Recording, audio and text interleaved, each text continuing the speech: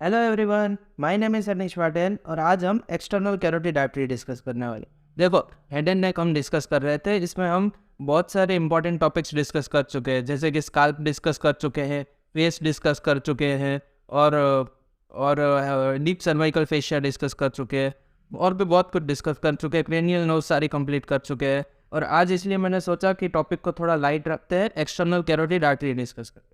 देखो, external carotid artery में ना तुम्हें कोई इसका कोर्स रिलेशन इतना कुछ नहीं पूछने वाला। जितना रिलेशन आपको पता होने चाहिए थे ये मैंने कैरोटिड शीट में डिस्कस कर दिए। ठीक है, एक्सटर्नल कैरोटिड आर्टरी की मेन ब्रांचेस ही पूछी जाती है, वो वाइवा में हो, एमसीक्यू में हो, कहीं भी हो, इसकी ब्रांचेस ही पूछती। देखो, एक्सटर्नल कैरोटिड आर्टरी की 8 ब्रांचेस है। ठीक है, और ये तो पता ही होगा, external carotid artery common carotid artery की ब्रांच है, इंटरनल कैरोटिड आर्टरी भी कॉमन कैरोटिड आर्टरी की ब्रांच है। ठीक है, तो चलो अभी बिना टाइम वेस्ट किए मेन ब्रांचेस पे आते हैं। देखो, एक्सटर्नल कैरोटिड आर्टरी की सबसे पहली ब्रांच होती है ना, उसको बोलते हैं सुपीरियर थायराइड आर्टरी। ठीक है, देखो ये सारी ब्रांचेस का नाम सीरीज में याद रखना ज़रूरी है, क्योंकि इसके ऊपर से सीक्वेंस में ही क्वेश्चन आएगा। ठीक है, फिर दूसरी ब्रांच है जो मीडियली प्लेस्ड होती है। देखो, ये एंटीरियर साइड है, ये पोस्टीरियर साइड है। मीडियल को मैं इसीलिए ऐसे शो कर रहा हूँ। ठीक है, और मीडियली जो आर्टरी प्लेस्ड होती है इसका नाम है असेंडिंग फेरेंजियल आर्टरी। ठीक है, देखो इसके ऊपर है ना एक एमसीक्यू आ सकता है। ये ओनली मीडियल ब्रांच है और ये मीडियल साइड पे आ रही है एक्सटर्नल कैरोटिड आर्टरी के। ठीक है, इसके ऊपर से एमसीक्यू आ सकता है, ये ध्यान रखना। ठीक है, फिर और उसके बाद थर्ड ब्रांच ये लिंगुअल आर्टरी देगी।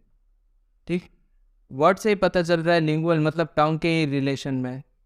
उसके बाद 2 आर्टरीज एकदम लाइन में देगी, एक एंटीरियरली और एक पोस्टीरियरली। जो एंटीरियरली देगी उसका नाम है फेशियल आर्टरी, और पोस्टीरियर साइड पे है इसका नाम है ऑसिपिटल आर्टरी। देखो, अभी मैं ब्रांचेस के नाम लिखवा रहा हूँ तो तुम्हें बहुत ही बोरिंग लग रहा होगा। मैं अभी सारी ब्रांचेस के नाम बोल दूँ, उसके बाद इसका एक इजी निमोनिक दे दूंगा जिससे आपको सारी आर्टरीज एकदम लाइन से याद हो जाएगी।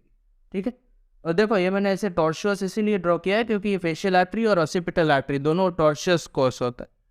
ठीक है, उसके बाद एक और पोस्टीरियर ब्रांच होती है जिसका नाम है पोस्टीरियर ऑरिक्यूलर आर्टरी।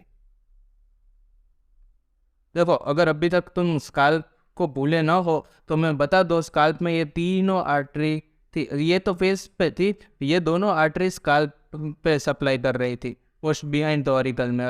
अगर याद है तो बहुत अच्छी बात है, अगर याद ना हो तो स्काल्प एक बार रिवाइज कर लेना, बहुत इंपॉर्टेंट टॉपिक है।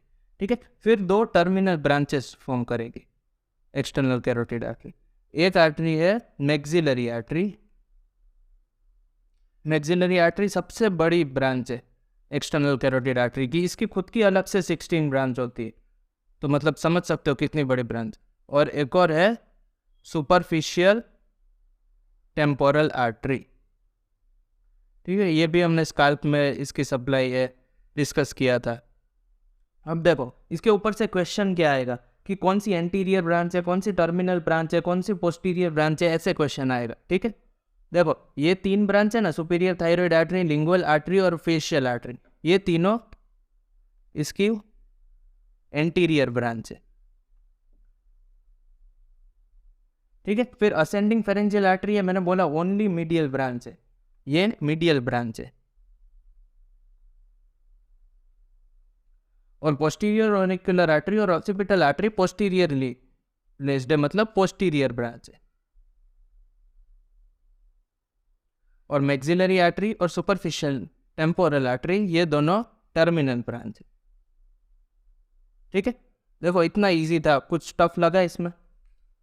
देखो एमसीक्यू या वाइवा में खास इसको पूछते हैं एक्सटर्नल कैरोटिड आर्टरी की ब्रांचेस बोल दो।